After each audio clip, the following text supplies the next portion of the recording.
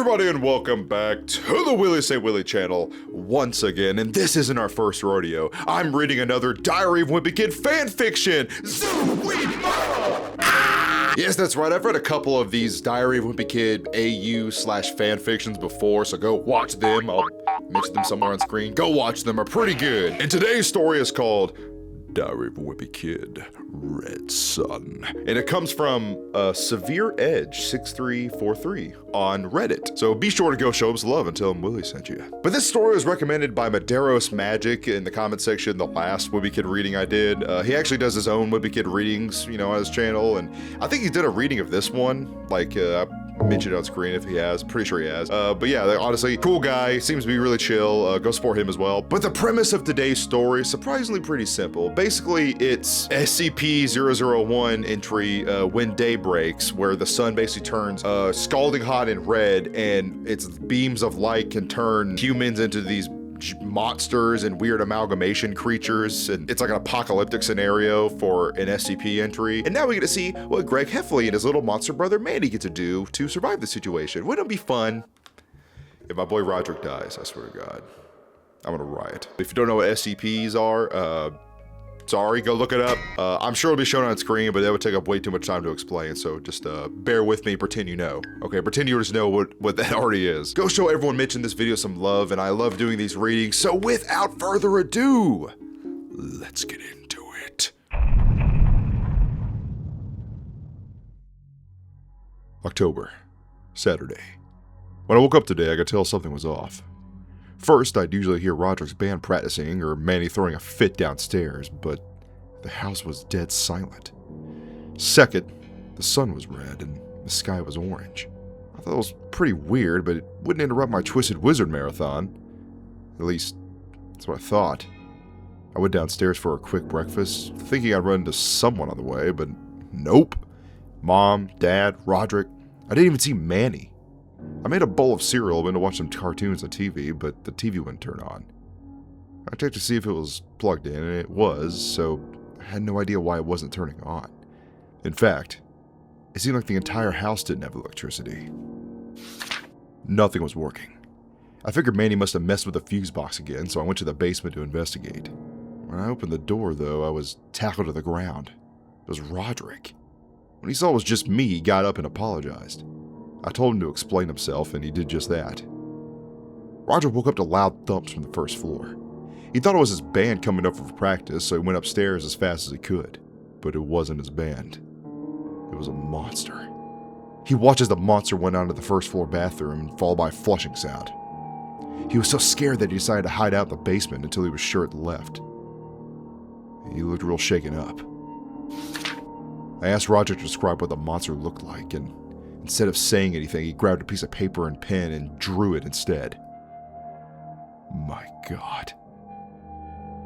I told him the monster was gone by now, so we had nothing to worry about. We looked around the rest of the house, but we couldn't find Mom, Dad, or Manny. As for the red sun, neither of us could explain it, but we figured it'd be best to stay inside for now. With the electricity out, I only had books to keep me busy. Bro, is this like it's a Captain Underpants ripoff? Like Underpants Bandits and Shakespeare's skivvies? Underpants Bandits and Napoleon's breeches? Okay, bro, I just thought it was kind of funny. Anyway, moving on. Sunday. I didn't get much sleep last night. When the sun set, suddenly everything was working again. Phones, radio, the TV. We even had the internet back. Roderick says the red sun must have been interfering with all those signals like in the movies. We turned on the TV to see what was on the news, but we didn't find anything. All the major news channels were dead. I called Riley to see if he was okay. I was relieved when he picked up. When he woke up, he couldn't find his parents anywhere, and when he tried to go outside, he got burned, so he just stayed inside all day. Nothing was working inside his house either, at least it's not just us, you know. I asked him if he wanted to stay over with me and Roderick, and he said he'd be over in a few minutes with his stuff. I asked Roderick what we should do, and he said until we know more, we should just stay here and fortify. It might blow over in a few days after all, so we shouldn't get too crazy yet. When Riley came over, he said that he heard noises coming from the woods, like a big animal was walking around. We told him about the monster Roderick saw, and that terrified Riley for the rest of the night. We spent all night fortifying the house and gathering anything we could use as a weapon. We worked late into the night, and when we finished, no one felt like going to sleep, so we just stayed up watching Star Wars movies. It was nice, pretending everything was normal for a few hours. When the sun came up, everything stopped working. Roger hit the nail on the head with his theory. We weren't sure what to do. We couldn't go outside, and nothing was working, so me and Riley played board games in the basement. Roger was sleeping. He was tired from doing most of the work last night. We can't live like this forever. Eventually we'll at least need to get more food.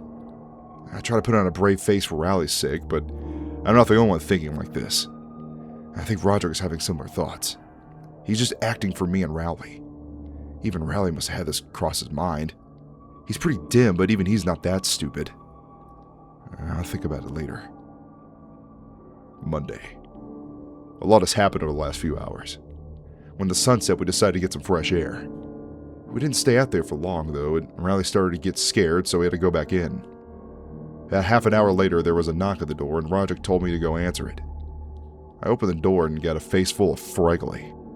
Hello, friend. He said he was over here to check on us. With the current situation, his mom was getting worried that the neighbors might be in trouble, and he also brought over some cooked food his mom made for us, which was the only actual food we had for 2 days. None of us can cook. Roger asked if he or his mom needed anything, just be polite, but Fregley said they were fine for now.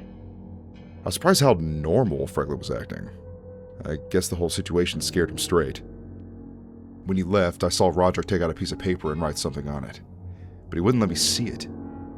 If I had to guess, it was a list of people to avoid. If I was making that list, I'd put Fregley on it too. Tuesday. Here's everything we know about our situation. There are monsters roaming around. Sometimes in the woods and sometimes in people's houses. There aren't a lot of monsters though, or we would have encountered another one by now.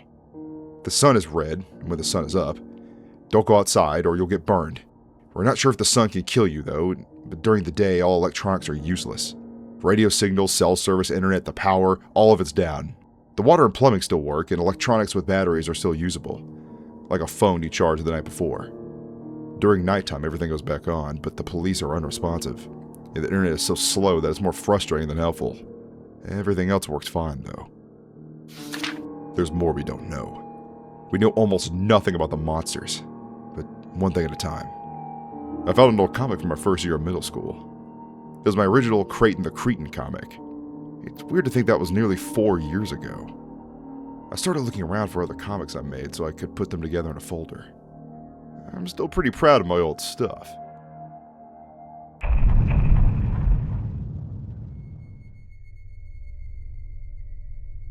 Wednesday. Today we finally decided to split. We're leaving Plainview and venturing out into the great unknown. We spent yesterday packing. We left at around midnight. We're not sure the van windows will protect us from the sun, so Roderick said we should play it safe. I didn't really feel like leaving so early in the morning, but no way I'm going to get left behind. Roderick said gas shouldn't be a concern, since we could just siphon it from other cars, and if we really needed to, we could just steal some from the gas station. Riley wasn't so hot about that, so I tried to explain that if we wanted to survive, we'd have to do whatever it takes. They just started rambling on about what Joshy would do, and I started to tune him out. I miss my family. Mom, Dad, even Manny. I never liked them while they were around, but now I just want to see them again. I don't care anymore that Manny shoved Cookie in my game console. I don't care anymore that Mom tried to make me read Old Yeller. I don't care anymore that Dad tried to send me to military school. I miss them. Friday. I had no time to write into this yesterday. Everything went to pot. I'll start at the beginning. On the way to Plainview, we picked up Chirag Gupta. He said his parents never came home Saturday. He's been looking for a group to join ever since. It was kind of weird, but no one had an issue with it, so he hopped in. But as soon as we got out of Plainview, Roderick's van suddenly flew off the road. Something had T-boned us. We hit the ground hard. The van tumbled down a hill until it slammed into a tree. Riley was crying, Chirag was screaming in a language I couldn't understand, and Roderick was digging around the front seat for something. Then Roderick pulled out a gun. He got out of the van and shot into the darkness. A horrific shriek came from the darkness before something scurried away. It must have been one of the monsters, but I never thought it would actually try to take on a van. I asked Roderick where he got the gun, and he said he got it from Dad. Well, kind of. Before Dad married Mom, one of his favorite hobbies was hunting. This is one of his old hunting rifles. I thought he got it from one of Dad's Civil War reenactment things. I never knew that about Dad. I began to wonder what else I didn't know about my family. But we had more important issues, like the van. Thankfully, the van was still right side up, but the engine wouldn't start. Great. The van was broke. After getting the cuss words out of his system, Roderick said he could probably get it running again before morning, but we should set up camp just in case. If it took longer than expected, we didn't want to get caught in the sun. Riley muttered something about how we should have never left Plainview. Just to be nice, I said I would go into the woods to look for firewood while he and Chirag set up camp. I'd usually make Riley do it, but he seemed like he needed a break. I wish I wasn't so selfless, though. Trust me. The woods are scary enough when there aren't monsters running around hunting you down. When I got back, the campfire was set up, and they even built a fire pit. Riley said that one of the monsters had actually tried to get into the tent after they set it up, but Riley managed to drive it away with the hammer. Soon we got a fire going. Roderick told us to sleep, but we all said that as long as Roderick was awake, we'd stick it out with him. He appreciated that. Before Roderick could finish, that monster came back. Asshole came back for round 2. And this time he had backup. From what I counted, there was 5 of them. There was no way we could take them all on. I figured Riley would have collapsed from fear or something, but he darted into the woods faster than I'd ever seen him run. Me, Roderick, and Chirag all hid in the van. Roderick told me to grab the gun from the back, just in case. I thought I was going to get something cool, but it was just a tiny pistol. I guess it's better than nothing. The monster slammed into the van. I guess to try and get us out. This was like Vietnam all over again. Suddenly they stopped. I thought for a second they had given up, but how wrong I was. The van was somehow lifted off the ground and thrown into the woods. I flew out the window and came face to face with the monsters. I froze up. Being that close to something like that is sure to mess a person up. But luckily I had the gun Roger gave me. I shot the thing right in the eye, and it screamed and ran away. The other 4 followed it. I was relieved they went away, but Chirag said they might come back, and with greater numbers. So we should find a place to hide. I said we should go back to camp, but Roger just had to bring up Riley and how we shouldn't leave him to die. I mean, he had a point, so we split up to look for him. But we couldn't find him, and we spent at least an hour looking, but we all knew that the sun would be rising in a couple hours. So we all headed back to camp, and we all hid in the tent as the sun rose. Chirag barely made it in, and maybe he should be thankfully so short. We couldn't really do much in the tent, though. I had a couple portable video games we could all take turns with, and Chirag had a Mad Libs book on him, but that wasn't going to last us all day. Plus, we were all still worried about Riley. It was hell. The tent was trapping all the heat inside, so it felt like a sauna. And soon we were all getting pretty restless. I'm just glad the pig wasn't with us. It really would have turned into a gas chamber. When night rolled around, I actually leaped out of the tent. It was a relief not being trapped in there. At that point, we were all so tired and relieved that we just fell asleep. I know we should have been looking for Riley, but we were tired. Cut me some slack. But sleeping was a big mistake. For whatever reason, we completely forgot about the giant monsters roaming around, and I woke up to Roderick screaming. That damn monster had him by the leg. It was dragging him into the forest and had a few of its buddies with it. I went for the pistol, but I couldn't find it. Before I knew it, Roger was gone. That's enough for today. Saturday. We found Rowley.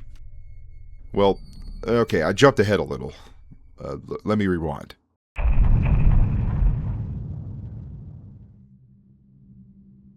After what happened with Roger, we decided to just go back to Plainview. We couldn't go on even if we wanted to. Maybe one day we could try this again in 5 years or something. We got to Chirag's house in the nick of time. Just as we shut the door, the sun peeked out over the other houses. It was really unfortunate for the stray cat hanging out of Chirag's lawn. We didn't do much after that, though. I occupied his guest room and took a nap for the rest of the day, and who knows what Chirag was up to. I woke up at around midnight and went downstairs for something to eat. I hadn't eaten in 2 days, now that I think about it. I'd made myself a sandwich and figured I would eat it outside. Enjoy the outside air, you know? Plus, I had a lot to think about. I still do. For all I know, I could be the last surviving Heffley. I could be one of the last people on Earth. If people were disappearing as fast as Rowley and Roderick, how long until I'm next? I didn't get much thinking done, though, because I heard a scream come from the woods. Shrog must have heard it, too, because he came running out to see what was going on. For some reason, he smelled a lot like bleach. It must have gone to his brain, too, because he said we should go and check it out. I told him he was crazy if he thought I was going to go in those woods. But then he said I owed him for sleeping with his mom. You got me there. Hold up, what? What? What lore am I missing? First is the condom and the sun vanished, and then now it's like, apparently Greg is like just piping people's moms? Dude, what? Also, how old is he in this? Like, isn't he like still in middle school? Oh my god. Okay, whatever. I'm ignoring that. Whatever. We went out with a couple flashlights, and after some looking around, we found Rowley. I nearly kissed the bastard. It was great seeing him again. But it was also kind of disappointing. If I were to magically find anyone in the woods, I'd want it to be Roderick. Whatever. At least we got one of our friends back. Shrog demanded Rowley spill the beans on how he survived. I must admit, I was curious too. 3 days with no food or water and being out in the open with a situation like ours? After Rowley bolted from our campsite, he ran until he tripped on a tree root and face planted in some mud. He was covered in it from head to toe, and he tried getting up, but he just tripped again. And again. And again. Eventually he did manage to get up, but by that point the sun had come up. He got back in the mud praying the sun would kill him, and it didn't. Somehow the mud was protecting him. And that's how he survived. The monster somehow didn't notice him or care he was there, and the sun didn't burn him. Shrog said that sort of makes sense, because hippos basically do the same thing. After eating something, Riley said he was going to get some sleep. Understandable, I guess, and the sun was going to be up in a few hours anyway. Monday. Fuck. Shrog tried to fucking kill us. What the hell? We barely survived. Holy shit. Basically happened like this. I woke up to the sounds of a chainsaw and Riley screaming. I went to investigate and found Shrog trying to carve Rowley. I shot at Shrog out of instinct, but my dumbass missed. Now he knew I was awake, and he dropped the chainsaw and pulled out his own gun, and we got into a shootout. I ran out of bullets, and he had to go back to the guest room to reload. I nearly dropped the spare bullets. I was shaking so much. I was able to reload, but not quick enough. Drop the gun, Greg. He explained that the world was all about survival now. The three of us would need a lot of food, lowering his chances of survival. But if it was just him and he had 4 carcasses to survive off of, he could live off us for months. Holy shit. Shrog was a damn cannibal. That explains the bleach smell. And what happened to Mr. and Mrs. Gupta? I nearly threw up right then and there just thinking about it. Shrog was about to end me right then and there. Luckily though, Rowley came to my rescue. Apparently he got free and thought it was a good idea to make a Molotov cocktail. Not only that, but the idiot dropped it. Shrog heard the bottle break and turned around, giving me just enough time to grab my gun and shoot him. Don't ask me how Rowley knew how to make a Molotov, because I've got no clue. All I know is that it gave me time to shoot Shrog, and the house was catching on fire. I ran downstairs and found Rowley trying his best to put the flames out, but if being honest, he was just making them worse. I told him to get to the garage so we can get out of here before we burned up. The fire was the least of our worries, though. I guess all the noise and light began attracting those monsters. I can hear them, galloping up from the woods towards the house. I'm just glad Rowley didn't hear it, because he 100% would have fainted. We found the garage pretty quickly and picked out the nicest car. The only problem was that we didn't have the keys to it. But thankfully, Roderick taught me how to hotwire a car back in 7th grade. We sped away at full speed, slamming into any monsters that got in our way. It was even worse when Roderick ran down Manny. Right, hopefully things start looking up now. It's just me and Rowley. Tuesday. Fuck. How was our luck so damn bad? What the actual hell? Riley says I should calm down, but how can I? We're stuck in this damn car in the middle of the day. Battery dead and out of gas. Fuck. You know what really sucks? You know what sucks, absolute dick? Today is Riley's birthday. Thanks to Shrog, Riley will be spending his birthday in a fucking car about to die. You know what? No. It's not Shrog's fault. At least not fully. I'm also to blame. If I'd been better, maybe if I had been kinder, then this could have been avoided. Damn it. Damn me. Whatever. Hopefully we can survive the day. If not, I guess this will be my last entry. This is Greg Heffley, signing off.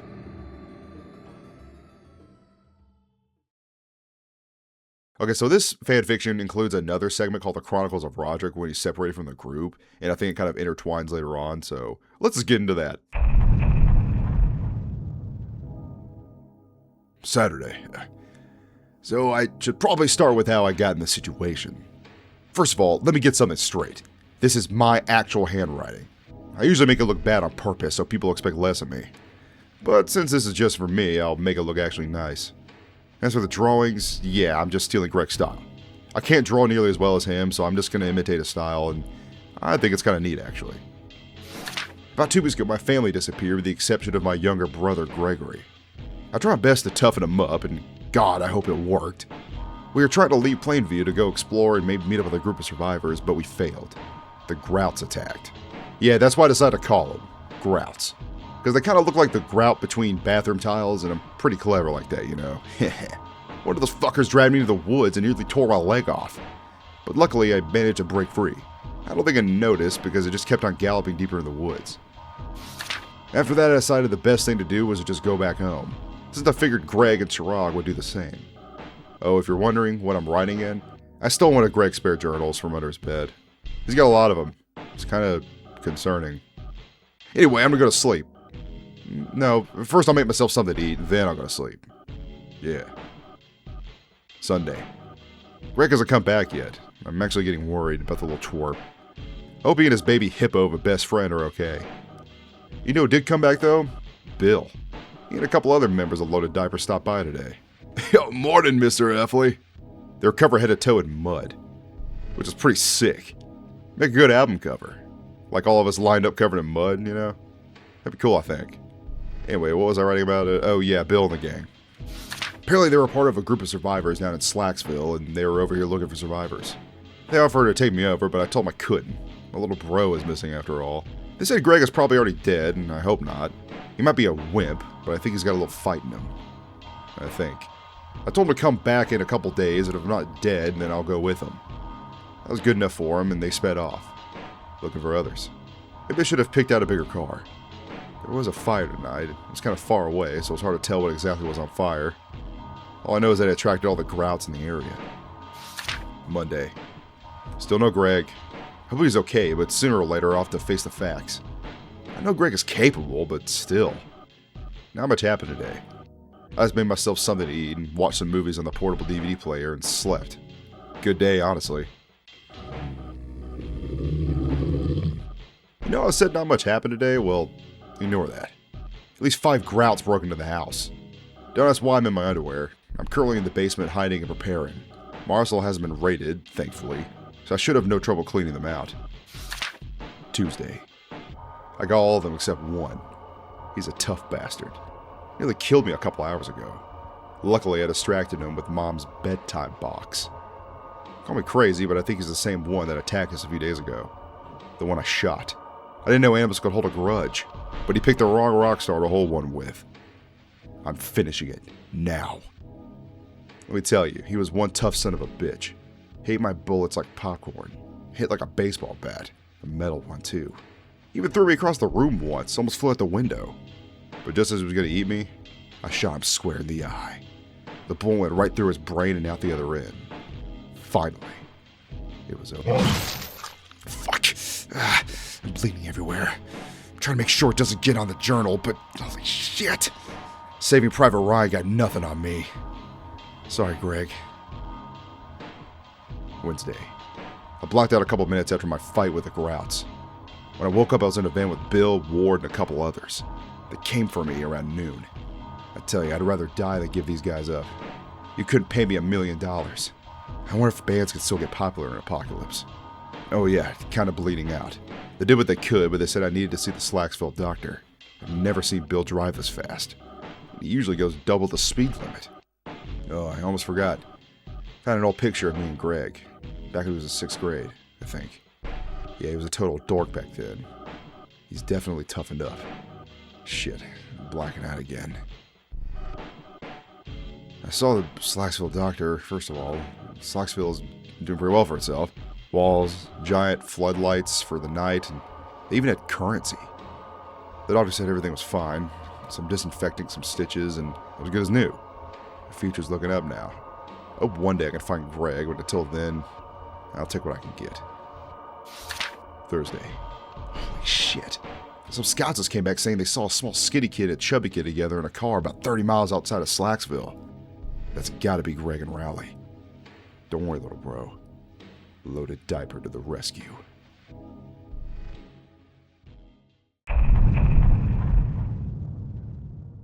Thursday. I'm not sure what happened exactly, but all I know is that me and Rowley ended up passing out in Mr. Gupta's car. We probably would have died had it not been for the loaded diaper fleet. Speaking of loaded diaper, Roderick is alive. Roderick? When I asked him how, he said I could read his own journal, which I didn't feel like doing. At least not right then. Apparently I'm at Slacksville. This is where a lot of survivors in the area have been rallying to, which is probably why Plainview is so empty. Let me tell you, it's changed a lot since my last trip here. They built walls around the entire town with people patrolling them 24/7 to make sure none of the grouts get in. Yeah, they call them grouts. Pretty sure Roger came up with it. They were using the same trick Rowley figured out so people could patrol the wall. But it's only effective for an hour before more mud needs to be reapplied. Because of that, only the guards are allowed outside during the day. Yeah, Roderick has his own place now. After Bill vouched for him, he was given his own residence. It was pretty cool. It's not the case with everyone, though. Roger just got lucky. They had a whole list of laws, too. But they're all really basic stuff, like how the government worked and how you should be kind. Essentials, I guess. Number 1. The first day of every third month of the year, Slacksville residents shall elect 7 people to make up the council. Number 2. You must be 13 years of age or older to run for the council of Slacksville. Number 3. A Slacksville resident cannot run for council twice in a row. Number 4. Every day the council shall meet to discuss issues and ideas created by or afflicting Slacksville residents. Number 5. The council shall make or approve no laws that conflict with any of the previous laws. Number 6. Slacksville residents shall vote in the Capitol building from 6 p.m. to 6 a.m. on the first day of every third month. Number 7. All Slacksville residents shall treat all other Slacksville residents, regardless of age, race, or gender, with basic human respect. Number 8. You don't go outside past 6 p.m. or after 6 a.m. unless authorized. Number 9. Any outsiders are to be detained and evaluated by the council unless a Slacksville resident vouches for them. The only one that got me was the last one. Number 10. Any Slacksville resident caught breaking these laws will be exiled. No exceptions. Guess I gotta be careful around here.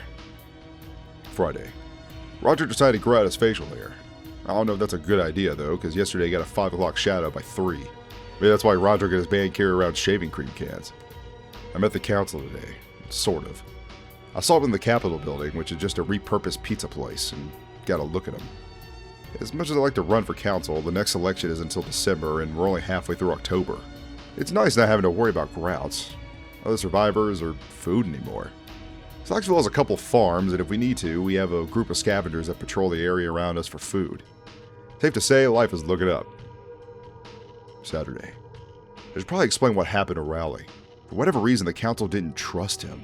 So the past couple days he was under evaluation, but he was released today in order to live with me and Roderick, since we were the only people he knew. I overheard a couple of guards saying the grouts have gotten more aggressive from hunger. And that makes sense. They must have picked the local wildlife clean by now, and without people caught out in the open, they have nothing to eat. Luckily, the council thinks of something to keep us safe.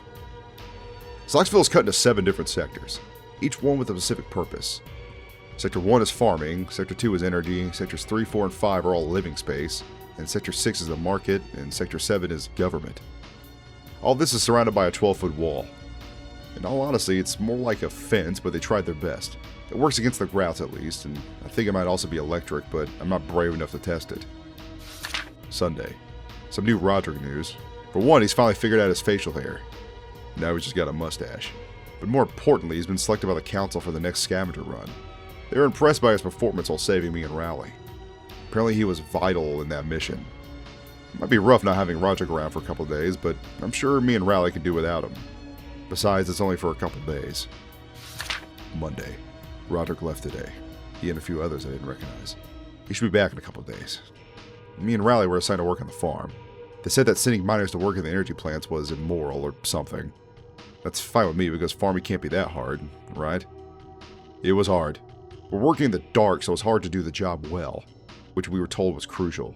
It was probably just bad luck or something because I think I was the only one having any issue. Either way, we just finished up. The sun will be up in a couple hours, and I can't wait for a good day's sleep. Tuesday. Well, fuck. Grouts attacked, and a lot of them. A whole damn army destroyed the fence, and a few of them definitely got fried, but the rest were peachy keen. We tried to defend, we did our best to stop them, but all we had was gardening tools. The guards had their guns, but they were killed in seconds. I hid behind a large rock and prayed the grouts would ignore me. It was a bloodbath, to say the least. They only started clearing out when the sun came up, which obviously presented another problem. Fucking great. I'm trying to make it to one of the supply sheds so I can wait out the sun, but shit! I think the ink on the page is melting. It's so damn hot. I made it to the shed, and I can't find Rowley. I looked where I could, but nothing. I'm so thirsty. The sun is like a sponge. It sucks up all the moisture. I think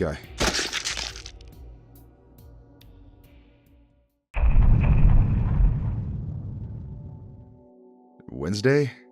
Well, great. I'm potentially miles away from Slacksville. Huge puddles of ink have dried in my journal, and I'm using a little cutie pencil to write in this.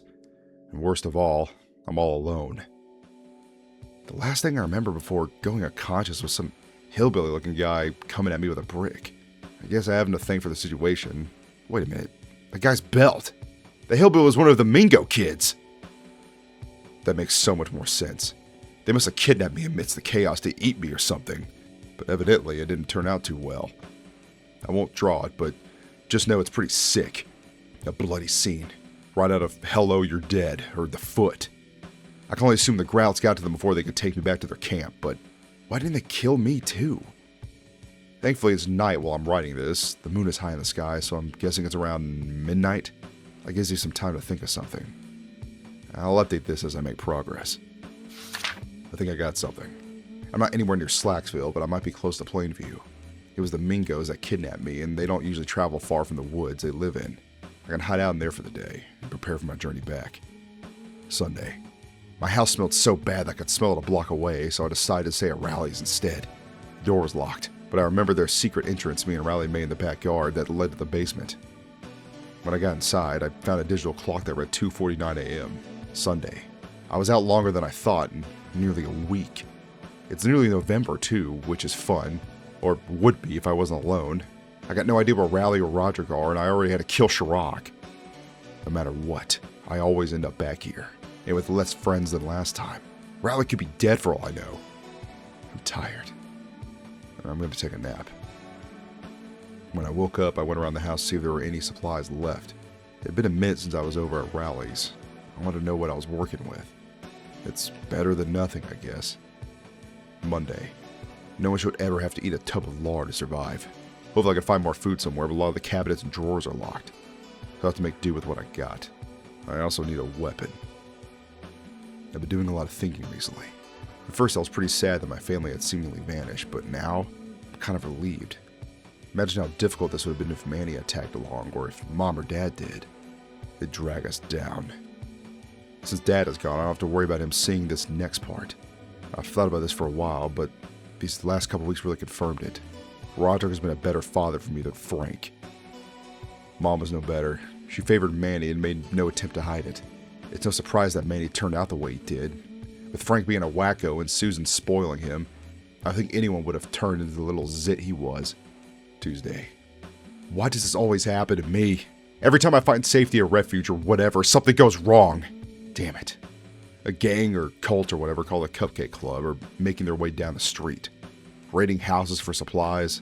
I know this because they won't shut up. Damn it. I'm sure Mr. Jefferson kept a gun around here somewhere, and Riley told me all about it. Wait a minute. The safe in the master bedroom. I should look there first. I just need to use the universal passcode and I'll be strapped. 8008. Yes! It worked. I got the gun. One problem though, it's only got 6 bullets. Damn it! I guess this is the last resort. I hate being limited like this.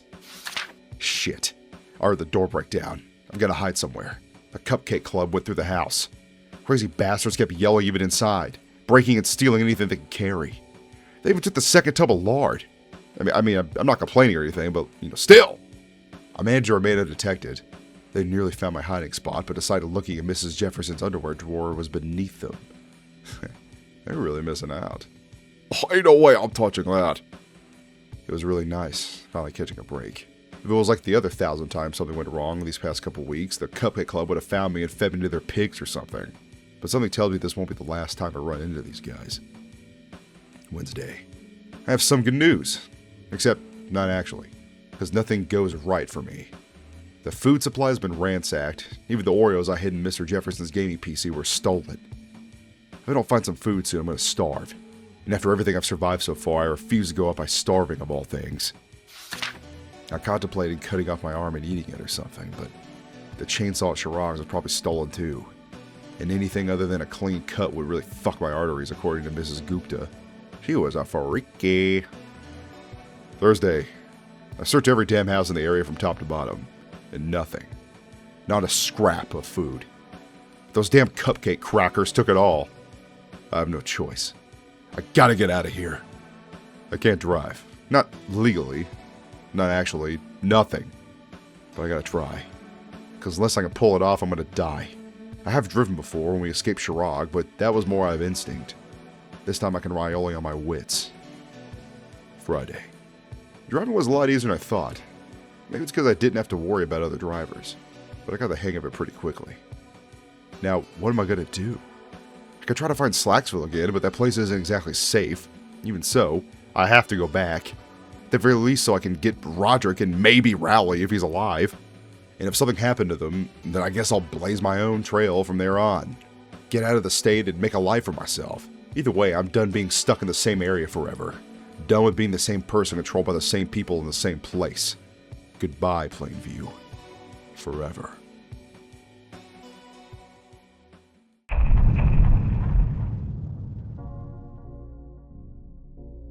Tuesday. I'm back. Not my proudest moment, hiding in an abandoned building and desperately trying to get some sleep. Last I wrote in this, I was braving a new frontier, leaving Plainview behind forever. Now, I'm out of supplies, car broke down, I'm not exactly on cloud 9. I've even resorted to the emergency drummy, and that was 3 days ago. Long story short, I'm hungry, lost, and miles away from any civilization, and this is still better than middle school. Thankfully, the grout seem to be far less active recently. Why or how, who knows. Probably from getting caught out in the sun. Something I learned recently is they're not actually immune to the sun. And you know what else? The nights have been getting longer too. Because it's just about November. Pretty neat, huh? So less of a chance I'll get stuck in the sun. How are the grouts getting caught in the sun even though the days are getting shorter and shorter? Don't think about it. It's the only bit of hope that I have left. The only alternative is that someone or something is killing them. And I'd be damned if I come across the thing killing those monsters. I'm gonna try to get some sleep. Wednesday. Guess who I found? Guess I don't need to worry about food. Thursday. The pig tasted better than I thought. I even figured out how to make a fire. So I enjoyed the first cooked meat I had in a while. It'd be really boring if I just kept going on about how I'm lost in the woods, so I'll update this when something interesting happens. Tuesday. I'm still trying to process what I saw. I can't even begin to try and draw it. My worst fears have been confirmed. Something has been picking off the grouts. Something we cannot handle.